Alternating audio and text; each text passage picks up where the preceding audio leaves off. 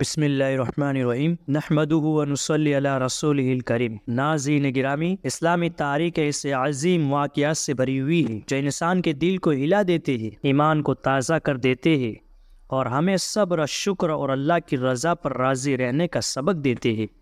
آج ہم آپ کو ایک ایسے جلیل القدر صحابی کے واقعے کے بارے میں سنانے جا رہے ہیں جنہوں نے دکھ، تکلیف اور آزمائش کے لمحوں میں بھی اللہ تعالیٰ کی اطاعت اور شکر کو نہیں چھوڑا۔ یہ ایمان افروز واقعہ ہے حضرت عروہ بن زبیر رضی اللہ تعالیٰ عنہ کا۔ حضرت عروہ بن زبیر مشہور صحابی حضرت زبیر بن عوام رضی اللہ عنہ کے صاحبزادے تھے اور ام المؤمنین حضرت عائشہ صدیقہ رضی اللہ تعالیٰ عنہ کے بھانجے تھے۔ علم، تقوی، عبادت اور زہد میں آپ کا مقام بہت بلند تھا۔ میرے بھائیو، ایسے اسلامک واقعات کو سننے کے لیے، سمجھنے کے لیے، اپنی زندگی کو بدلنے کے لیے، چینج کرنے کے لیے ہماری چینل سے جڑ جائیے تاکہ ہر آنے والا نیا ویڈیو آپ تک پہلے پہنچے، آپ خود بھی فائدہ اٹھائیں اور دوسروں کو بھی شیئر کریں۔ تو چلیے زیادہ وقت نہ لیتے ہوئے ہم واقعے کو شروع کرتے ہیں۔ ناظرین گرامی، یہ اس وقت کا واقعہ ہے جب بنو امیہ کے خلیفہ ولید بن عبد الملک نے حضرت عروہ بن زبیر کو دمشق آنے کی دعوت دی تاکہ ملاقات ہو اور علمی و دینی گفتگو ہو سکے۔ حضرت عروہ رضی اللہ عنہ نے یہ دعوت قبول فرمائی اور اپنے بڑے بیٹے کے ساتھ دمشق تشریف لے گئے۔ جب وہ خلیفہ وقت کے دربار میں پہنچے تو ولید بن عبد الملک نے نہایت عزت و احترام کے ساتھ ان کا استقبال کیا، شاہی مہمان بنایا اور ہر طرح سے ان کی خدمت کی۔ لیکن میرے بھائیو، اللہ تعالیٰ کی تقدیر کچھ اور ہی تھی۔ حضرت عروہ کا بیٹا شاہی استبل میں گیا جہاں بہترین گھوڑے رکھے جاتے تھے تاکہ سواری کے لیے ایک اچھا گھوڑا دیکھے۔ اچانک ایک گھوڑے نے زوردار لات ماری اور وہ لات اتنی شدید تھی، اتنی سخت تھی کہ نوجوان وہیں شہید ہو گیا۔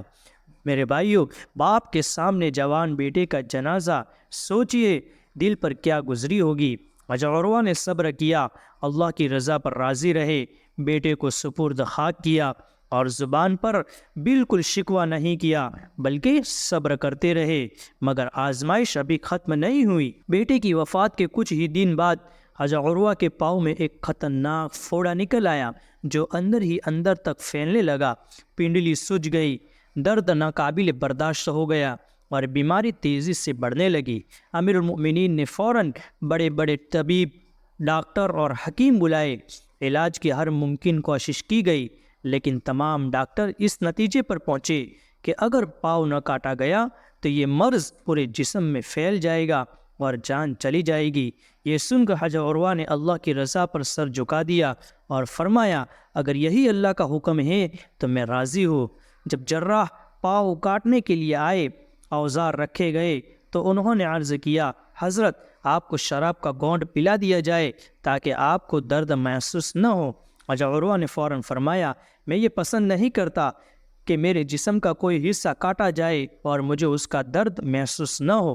میں چاہتا ہوں کہ میں درد محسوس کروں تاکہ اللہ تعالیٰ مجھے اس پر اجر عطا فرمائے۔ پھر چند طاقتور آدمی آگے بڑھے تاکہ درد کے وقت انہیں پکڑ کر رکھے۔ حضرت عروہ نے پوچھا، یہ لوگ کیوں آئے ہیں؟ جواب دیا گیا، اس لیے آئے ہیں تاکہ شدید درد میں آپ کو قابو میں رکھ سکے۔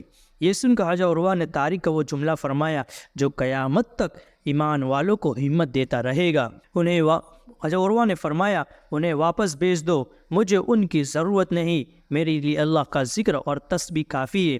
جب تک میں ذکر میں مشغول رہوں گا مجھے کوئی نہیں تھام سکتا۔ پھر جراح نے پاؤں کاٹنا شروع کیا، گوشت کٹا، ہڈی تک پہنچے، آرا چلائی گئی اور حضرت عروہ مسلسل پڑھتے رہے، لا الہ الا اللہ واللہ اکبر۔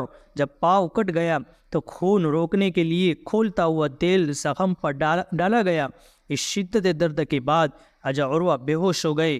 مورخین لکھتے ہیں یہ ان کی پوری زندگی کا واحد دن تھا، ایک ہی دن تھا جس دن وہ قرآن کریم کا روزانہ کا مقرر حصہ تلاوت نہ کر سکے، اپنے معمول کو پورا نہ کر سکے۔ جب ہوش آیا تو حضرت عروہ نے اپنا کٹا ہوا پاؤں منگوایا اسے ہاتھوں میں لے کر فرمایا، اس ذات کی قسم جس نے مجھے رات کے اندھیروں میں تم پر سوار کر کے مسجدوں تک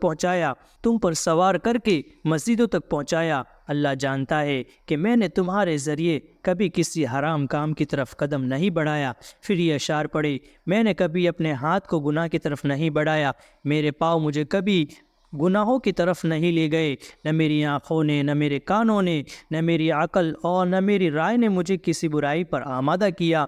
مبارہ، اور میں جانتا ہوں کہ جو مصیبت مجھ پر آئی ہے، ایسی مصیبت مجھ سے پہلے بھی کسی نہ کسی پر آ چکی ہوگی۔ ناظرین گرامی، یہ ہے صبر، یہ ہے شکر، یہ ہے اللہ کی رضا پر راضی رہنے کا مقام۔ اللہ تبارک و تعالی ہم سب کو بھی ایسا ایمان، ایسا صبر اور ایسی رضا عطا فرمائے۔ آمین یا رب العالمین۔